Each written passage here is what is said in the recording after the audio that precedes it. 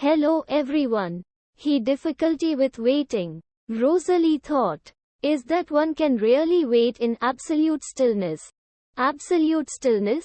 That part of herself, which was in the habit of questioning her own thoughts as they occurred, raised a mental eyebrow. No one waits in absolute stillness.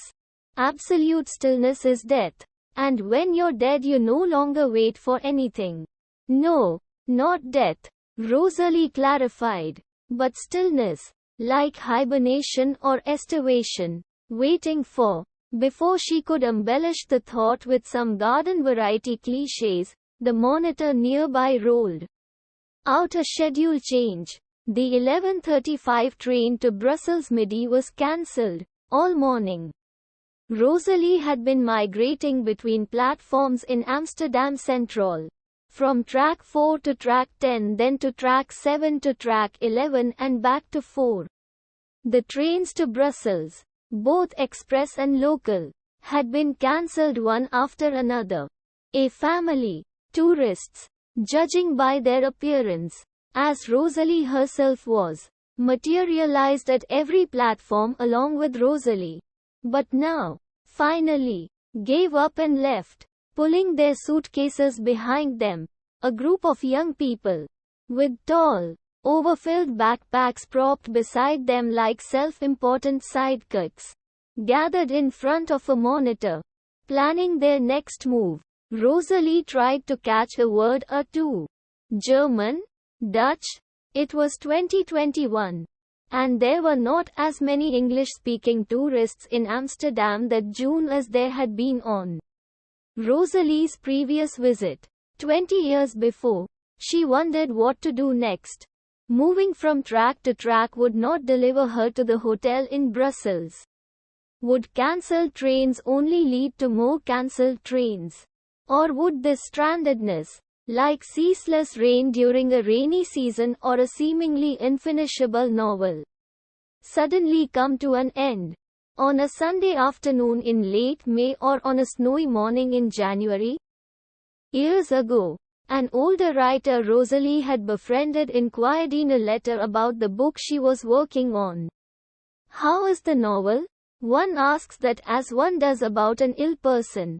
And a novel that's not yet finished is rather like that. You reach the end and the thing is either dead or in much better shape. The dead should be left in peace. A novel would not get better if the characters spent all their time wandering between platforms. What Rosalie needed was not a plot twist or a dramatic scene but reliable information. She found a uniformed railway worker and asked about the cancelled trains. The man, speaking almost perfect English, acknowledged her dilemma with an apology. There was an incident near Rotterdam this morning, he said. An incident, Rosalie repeated, though she already knew the nature of such an ambiguous term. Was it an accident? Ah, yes. The kind of sad accident that happens sometimes. A man walked in front of a train. Rosalie noted the verb he used. Not jumped, or ran, or leaped, but walked, as though the death had been an act both leisurely and purposeful. Contrary to present circumstances, it was summer. This was the 21st century. She imagined a man in a neatly pressed suit and wearing a hat, like Robert Walser in one of those photos from his asylum years. Walser's hat had been found next to his body in the Swiss snow on Christmas Day, 1956. But, even if the man near Rotterdam had worn a hat, it was unlikely to be resting in peace near him. The railway worker opened an app on his phone and indicated some red and yellow and green squares to Rosalie, reassuring her that the service would return to normal soon. Really? Rosalie thought. Are you sure there are only those two types? Surely some mothers, having done a better job, fall into neither category? Rosalie did not remember writing those lines in her notebook.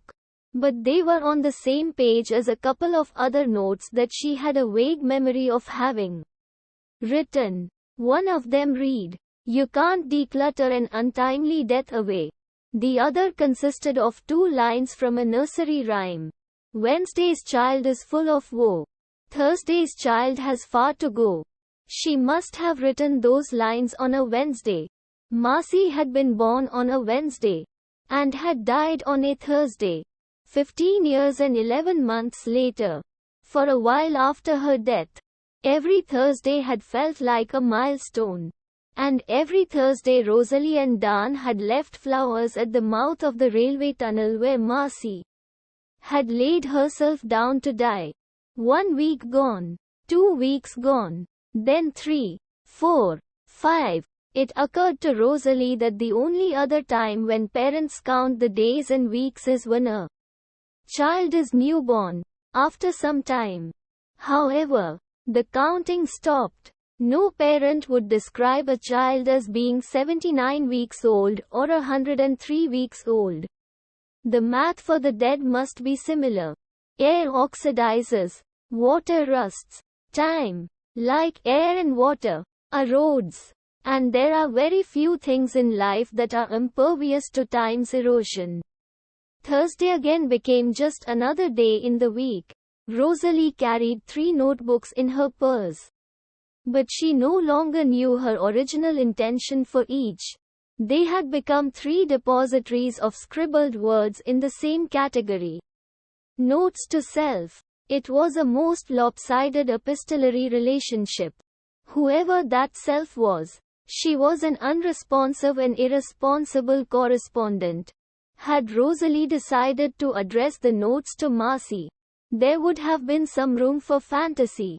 Nobody could say with certainty that the dead were not reading our minds or our letters to them. Rosalie, however, had not written to Marcy.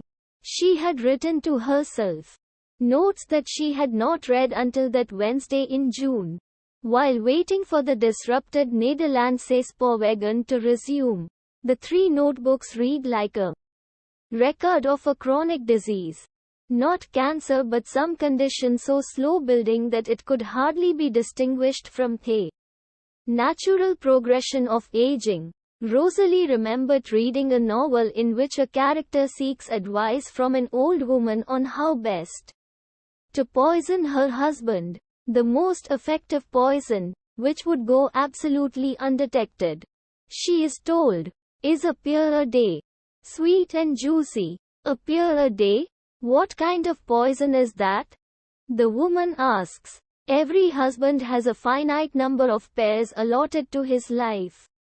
The old woman says, what's wrong if he doesn't die on a specific day? There will be that final pear, which will finish him off one day. What was the title of the novel?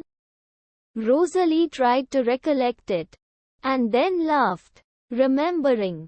This was an exchange she had once sketched out, thinking that she could use it in a novel if the opportunity arose. Are you sure you made it up? Her questioning self immediately asked. No, Rosalie could not be sure. The longer one lives, the more porous one's mind becomes, the less reliable. Perhaps Alice Munro had written a story about pears and poisons? Or, more likely, Iris Murdoch? And you, my dear, the old woman in Rosalie's imagination says now to the woman with the marital aspiration. You, too, should take a pear a day. It's a tonic that'll do you good. And it'll keep you living longer than your husband. Let that sweet and slow poison do its job properly. Won't you? Indeed. Why the hurry to get in front of a moving train? Why not let a death be timely, rather than disrupting the schedule of a national rail system?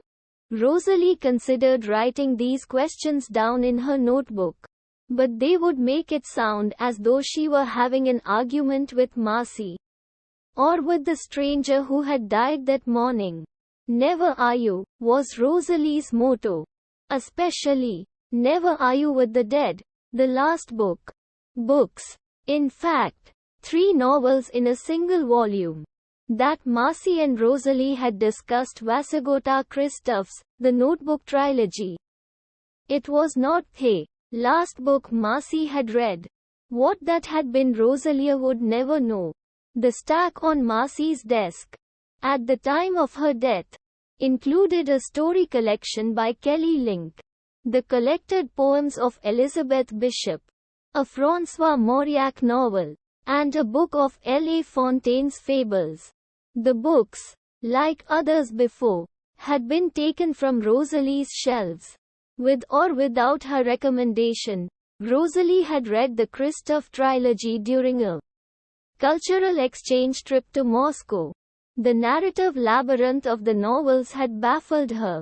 Corridors built of metaphorical mirrors, real and fake doubles, reflections of reflections, all those devices which might fascinate or frustrate a reader. Though Rosalie had felt neither fascination nor frustration, what she had wanted was to talk with someone about the novels. And so she had asked Marcy to read them. "I can't believe you asked me to read these books," Marcy said when she had finished. "Are they confusing?" Rosalie asked. "I was confused too." "Confusing?" "No. But they're rather, what do you call it? Graphic. They're not pornography.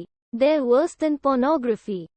Marcy, who by middle school had become a better cook and baker than Rosalie, was carving out balls of cantaloupe with an ice cream scoop.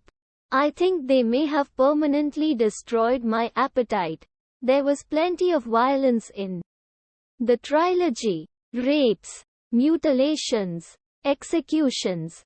Before Marcy's remark, it had not occurred to Rosalie that the books might not be age-appropriate. In 8th grade, Marcy had quoted C.S. Lewis in her application to a highly selective prep school. "I fancy that most of those who think at all have done a great deal of their thinking in the first 14 years. And then gone on to catalogue all the thinking she had done." Might not this come across as a bit arrogant? Rosalie had asked. And Marcy had replied that, if any of the adults dared to judge her so, it was they who were arrogant. "They," Marcy had said, "instead of you." Thus, to Rosalie's relief, excluding her from the indictment. If those adults judged her, it meant that they had not done their share of thinking when they were young. Older now, they felt they had a right to treat children like miniature poodles. "Miniature poodles, I'm telling you," Marcy had said with a vehement shudder. "Not even standard poodles." Rosalie watched Marcy arrange balls of cantaloupe, honeydew, and watermelon in a glass bowl. Then squeeze half a lime over them before sprinkling some salt flakes on top. The bowl of melon was Marcy's afternoon snack. Rosalie had no idea where Marcy had acquired such a demanding standard for everyday living. She herself would have eaten a slice of melon over the sink. "I think your appetite is going to be all right," Rosalie said. Marcy pointed a two-pronged fork at Rosalie. "Sometimes things are all right, until they turn all wrong. Where did that fork come from?" Rosalie said. The fork, slender, with a pinkish metallic hull, was unfamiliar. "I bought it. The color is called rose gold." I liked how rose gold sounded. That conversation had taken place the week before Marcy started at the prep school she had applied to with her youthful confidence. 3 weeks later, during second period, she walked off the campus to a nearby railway. For some time afterward, Rosalie had replayed their conversation over the tricolored melon balls. She wondered if she had missed something that Marcy had been trying to tell her. Would rereading The Notebook trilogy help her? It occurred to her that at least Marcy had known, just shy of 16, that the world had the potential to be as violent and bleak as something written by Agatha Christie. The world was not as bland and harmless as it was in those novels with long-haired girls on the covers, which had been devoured by Marcy's classmate in middle school. OMG. I cannot stand them. Stupid. Stupid. Stupid. Marcy had said a few times, with such passion that Rosalie could see every word in capital letters. But a girl who read those novels might not so resolutely give up all hope. There were more books with long-haired girls on the covers than had been written by Christie. Someday you should reflect on the mistakes you made. I'm not saying now. Of course. Now may be too soon, Rosalie's mother had said on the phone a few months after Marcy's death. What do you mean? Rosalie asked. Like many people, she asked that question only when she knew perfectly well what the other person meant. It was more about earning a moment for herself. Like a tennis player flexing her legs, bouncing, readying herself to return a serve, anytime a child chooses that way out. You have to wonder what the parents did, Rosalie's mother, who refused to use the words, died, or suicide, but was okay with, passed away, or took her own life, elaborated. It was cruel, what her mother had said to Rosalie. But it was far from the cruelest thing she had ever said. Besides, Rosalie knew that her mother was only expressing what other people tried not to. Some less successfully than others. The week after Marcy's death, the mother of one of her middle school friends texted Rosalie, conveying her condolences and ending the exchange with, "I've read that there are ways to cure adolescent depression. Didn't you guys know? Parenting was a trial." The lucky ones were still making a case for themselves. With cautious or blind optimism, Rosalie and Dan had received their verdict. Rosalie had decided to take a trip by herself just as the Delta variant of COVID started to gain notoriety. She often traveled alone for work. But, in the past, holiday trips had belonged to the family. Dan had not questioned her decision. He was going to tear down the sunroom, which had been in a dilapidated state for some years. And his plan was to build a new sunroom during his vacation time. Well, as much of it as he could. He could spend subsequent weekends on the final touches, to toil in the North Carolina heat. Just thinking about it made Rosalie feel exhausted. But, since Marcy's death, Rosalie and Dan had learned that a shared pain was simply that. A permanent presence of a permanent absence in both their lives. There was no shared cure. Not even a shared alleviation. There was no point in comparing the risk of her traveling during a still rampant pandemic to the risk of his injuring his back with heavy lifting under the hot sun, one specialty of the Netherlands. For a visitor, is its picturesqueness. What is the use of a book without pictures or conversations? Alice asks, sensibly, before going down the rabbit hole. She might as well have asked, what is the use of a life without pictures or conversations?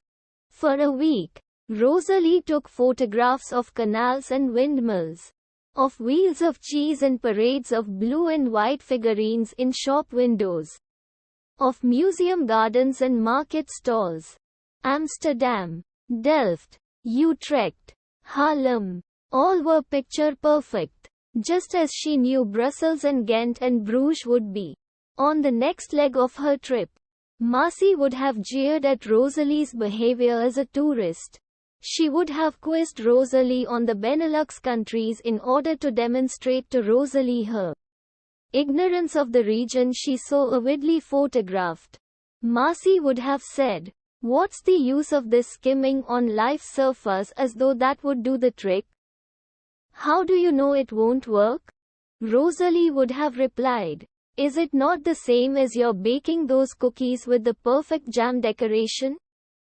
She then realized that, once again, she was back at the same argument. The one that Marcy had already and definitively won. What's the use of an argument without the promise of further arguments? Rosalie sent the best of her travel pictures to Dan. In return, he sent photographic documentation of his progress. Piles of rotten wood, pristine planks first stacked and then nailed into the right places. New windows with cardboard wrapped around the corners. Paint sample strips and cans. Empty beer bottles in the garage. Arranged in groups of 10. Like bowling pins. Skimming was preferable to dredging a bottomless pain. Every parent who has lost a child will one day die of that chronic affliction. Why not let the sweet pears do their work? The train to Brussels arrived. All waiting has an end point. Rosalie thought. And instantly her other self said. All waiting? Surely some waiting will always remain that. Waiting. Like what? Rosalie felt obliged to ask. Like waiting to be contacted by an ET.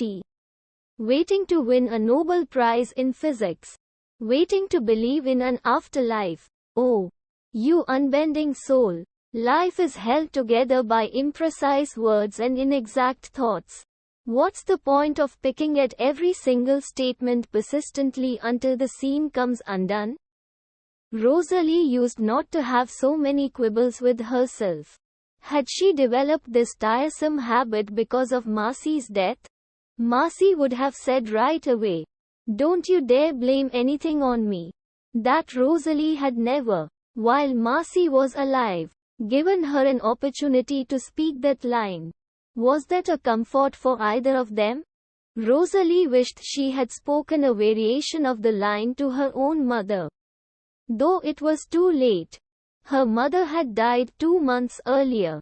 Were there an afterlife? She would have conveyed a message to Rosalie by now, pointing out that her death and her afterlife, both being disagreeable, were Rosalie's fault, just as her life before death had been full of disappointments caused by having to be a mother to Rosalie, for whom she had abandoned her training in architecture. She had never stopped believing that she had been destined for fame and accolades. All sacrificed for Rosalie. Couple in bed, one is still working on their laptop.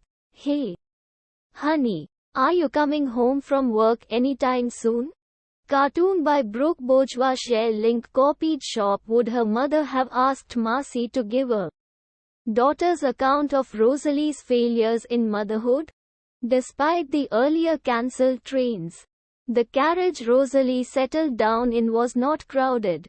She counted a family of 3, a young couple, and a few passengers traveling alone. A woman, tightly doubled masked, looked back and forth several times, checking on each of the other passengers as though assessing the potential threat they posed, before putting herself into a seat across the aisle from Rosalie, her hands supporting her lower back. 37 or 38 weeks pregnant? Maybe even 40, Rosalie estimated, looking at the imprint of the woman's navel, protruding unabashedly against her thin white maternity blouse. Rosalie remembered learning in a college psychology course about how pregnant women were likely to think that, statistically, more women were getting pregnant than in the past, but that it was only a trick of their attention. Were it not for the pandemic, would Rosalie have noticed on this trip more young people about the age that Marcy would have been? After her death, a grief counselor had explained to Rosalie and Dan that all sorts of everyday things might devastate them without warning. A hairpin, a ballpoint pen, a girl Marcy's age walking down the street with the same hairstyle or in a similar dress.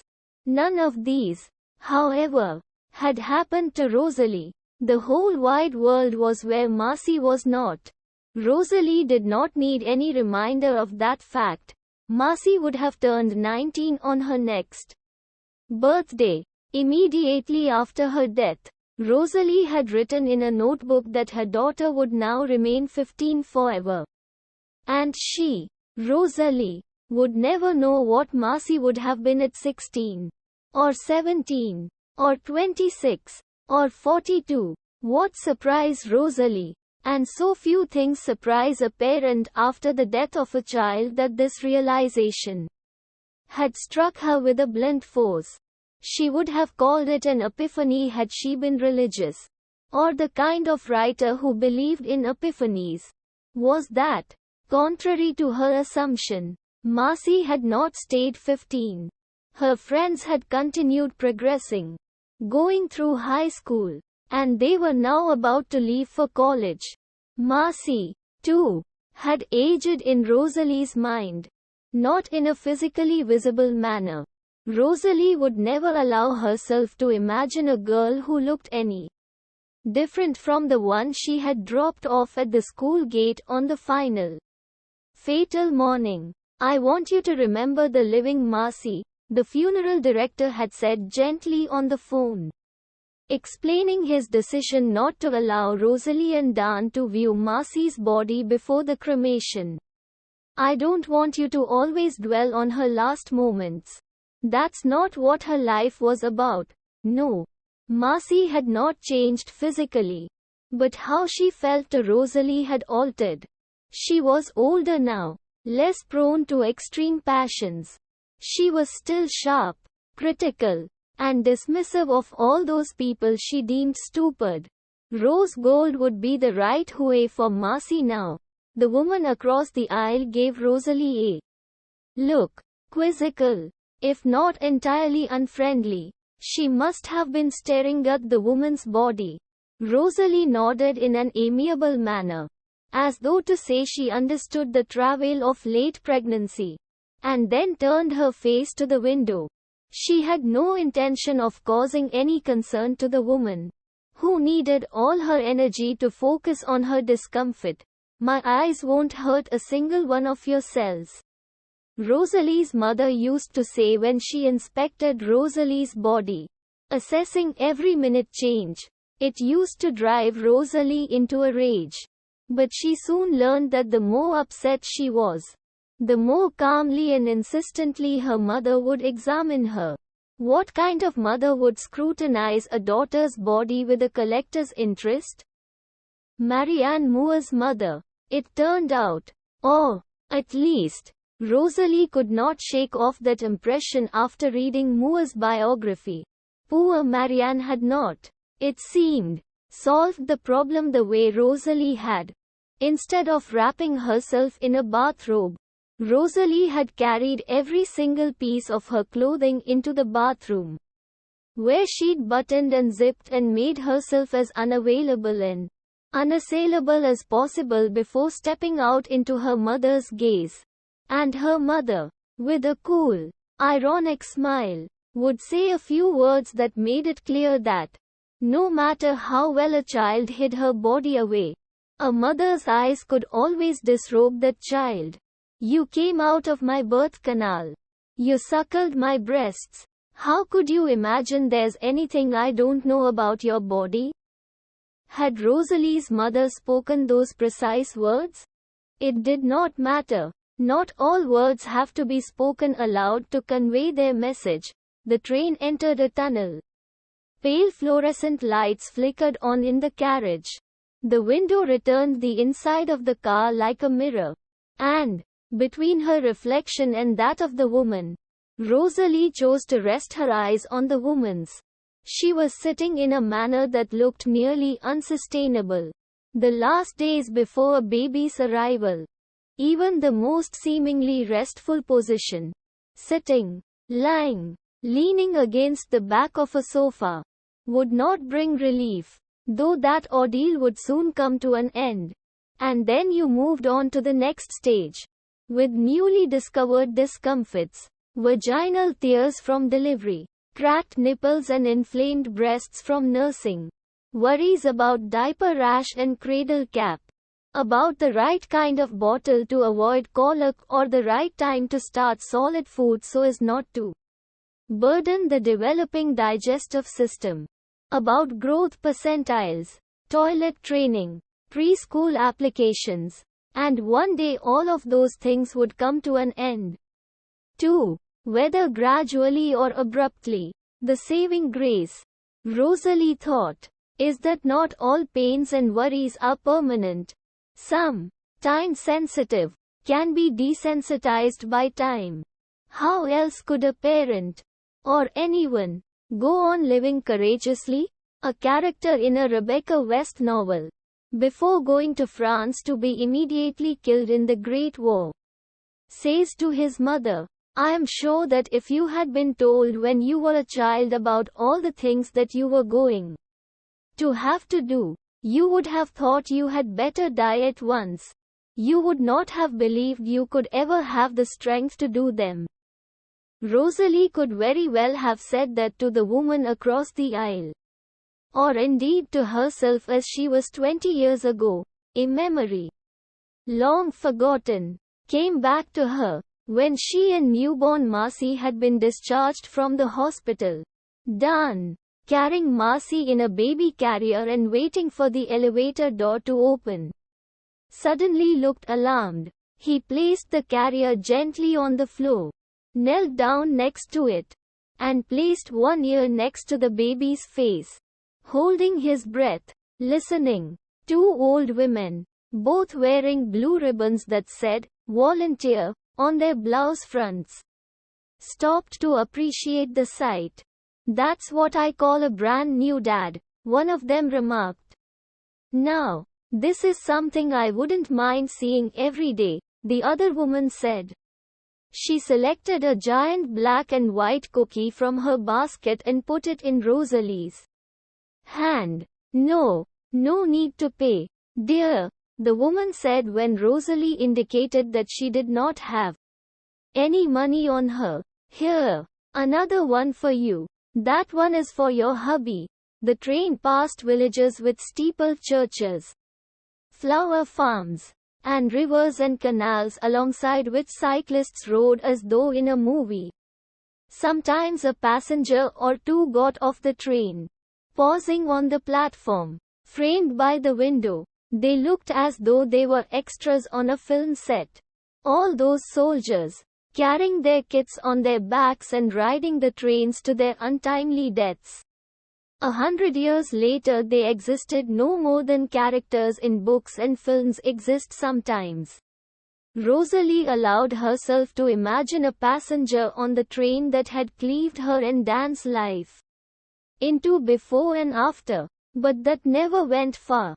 Imagination might be one of the most overrated, or at least overused, words. Imagined scenarios are no more than a litmus test of the imaginer's life.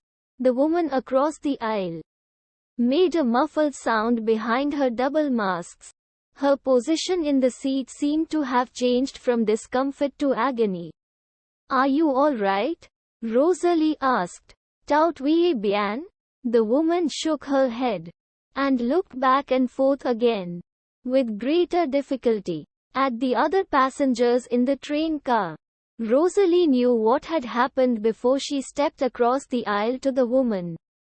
Her pants, made of lightweight, oatmeal-colored fabric, revealed a darker patch. The woman's eyes, looking at Rosalie from above the mask, appeared astonishingly large. None of the other passengers was yet aware of the emergency. Aside from the mother in the family of 3, her child was no older than 3 or 4.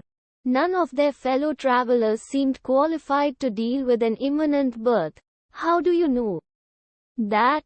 That man sitting there might be a doctor. Oh, shut up, Rosalie ordered the voice. And how do you know it's imminent? Her water broke. Yes, but it might still take an hour or 2, or even half a day, before the baby is born. Marcy had been born on a Wednesday morning, at 11:15, but Rosalie's water had broken almost 8 hours earlier. So there was still time. There was no reason to panic. She told the woman not to worry, then walked to the end of the car and pulled the emergency cord. The passengers were roused out of their inertia, and now they were like actors moving into their assigned roles. The mother of the young child joined Rosalie, while the father carried the child to the far end of the train car despite the boy's loud protest. Rosalie opened her suitcase and fished out her rain jacket, which she spread out on the aisle floor. Another passenger, she did not see who it was, handed Rosalie a travel pillow in the shape of a plump piglet. The young mother and Rosalie helped the woman out of her seat and onto the jacket. Two young men hovered over Rosalie's shoulder, one of them making a call on his mobile phone. And she could tell he was speaking Dutch. But the seriousness in his voice grated on her nerves. What did he know about such an emergency? The next moment, a railway employee rushed in, joined by a colleague from the other end of the car. Already it was promising to be an exciting day, which would be recounted at dinner parties or in phone calls to friends and family. Later, in Belgium, Rosalie would document the country's picturesqueness and send the photos to Dan. But her primary motive for going to Belgium was to visit Ypres, which had seen hundreds of thousands of deaths during the First World War. Even as she was thinking of those deaths, she could hear her arguing self. Or was it Marcy this time? Laughing at her illogic. Any place in the world has seen hundreds of thousands, if not millions, of deaths. If you go back into history, greater than no, hundreds of thousands of untimely deaths. Rosalie corrected the statement in her mind. You can't be so stupid as to think that people's deaths were timely because those people did not die on a battlefield. No. But I know all those deaths on the battlefield were untimely, so? There is no so. Not every argument has to have a so in it. I simply want to go to a place where many people lie buried. Why not Normandy? No, I just want to go to Ypres. Do you remember how I used to call Ypres vipers? Rosalie paused. That question, she now knew clearly, was spoken by Marcy. In middle school, Marcy had read some history books about the two world wars, and one day confessed that she thought Ypres was pronounced vipers. They had both laughed, but later Rosalie read that vipers was exactly what the English-speaking soldiers had called Ypres. You know, that was what they had called Ypres. Vipers. I read it in a story. Or maybe in a novel. By whom? Elizabeth Jane Howard? Rebecca West? Mavis Gallant? Pat Barker? Rosalie could not say for sure. But what did it matter? The young men in those books went to war. Some returned intact or maimed. Some were killed in action. And others went missing forever. They would be where Marcy was now. And yet Marcy would know none of their stories. Sometimes I wish, Rosalie thought, as slowly as if she were writing out each word. I know. Don't wish. That's right. Rosalie agreed. And yet she insisted on spelling out this one wish of hers. For Marcy, or for whatever phantom had remained in this conversation with her all these years. She wished that nature had installed a different system for people to choose their genealogy. Not by their parents, grandparents, and great-grandparents but by the books they read. A genealogy that could be deliberately, purposefully, and revocably created and maintained. Don't you mean irrevocably? No, revocably. But that's impossible. You can't unread a book. No. But you can edit out that book. Just as in genetics a segment of DNA can be edited out. What's the point? The point was that Rosalie wished that she had not given Marcy The Notebook trilogy, to read. She wished that Marcy had taken a longer route to arrive. Or, even better, had never arrived.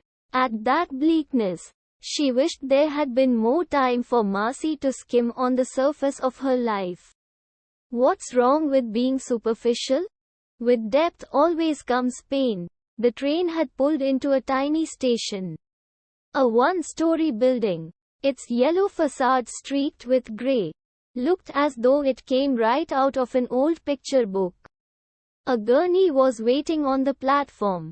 An ambulance, its blue light silently flashing, was parked on the road that ran parallel to the tracks.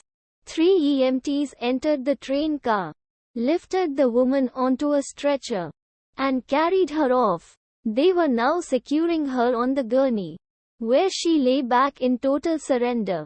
From every train window facing the platform there were staring eyes. Passengers who watched the drama with goodwill or indifference. The young mother gathered Rosalie's rain jacket and returned it to her. They both raised their hands to the ambulance as it sped away. A gesture more for themselves than for the woman, who would now go on to her own battlefield and give birth to a Wednesday's child. Was it illogical of Rosalie to think that she should have refrained from gazing at the woman's body for so long? Perhaps her mother had been wrong to claim that her scrutinizing would not harm a single cell of Rosalie's body. Perhaps Rosalie, with her surreptitious study of the woman's body, had caused some shift and changed the course of events. A Thursday's child born on Wednesday. Don't be silly. It's just a thought. Forget about it. How? Like that baby song. How does it go? The wipers on the bus go swish swish swish. Swish swish swish. Swish swish swish. Not all things, Rosalie thought, can be swishily wiped away. Mothers rarely murder their own children. More often they are vandals, writing out messages in ink both visible and invisible, which can never be entirely erased. Rosalie's mother, not long before her final decline, had stated her verdict on Marcy's death. I call it karma, she said to Rosalie. What she meant was that, because Rosalie had refused to love her own mother wholeheartedly, it was a fitting punishment for Rosalie to lose a child and feel the greater pain of a more absolute abandonment. Rosalie had not replied. Since Marcy's death she had been anticipating such a remark. Her mother could have surprised Rosalie and carried her verdict to her grave. But, like many people, she could not resist the urge to inflict pain where pain could be felt. To cause wreckage when anything wreckable was within reach. But now, on this Wednesday, the recollection of her mother's verdict did not arouse any acute feeling in Rosalie.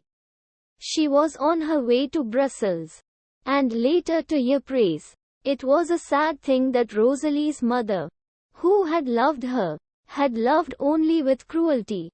But at least Rosalie could take solace in the fact that her love for Marcy had been kinder, and that she had never demanded that Marcy repay her with love or with kindness. Please subscribe.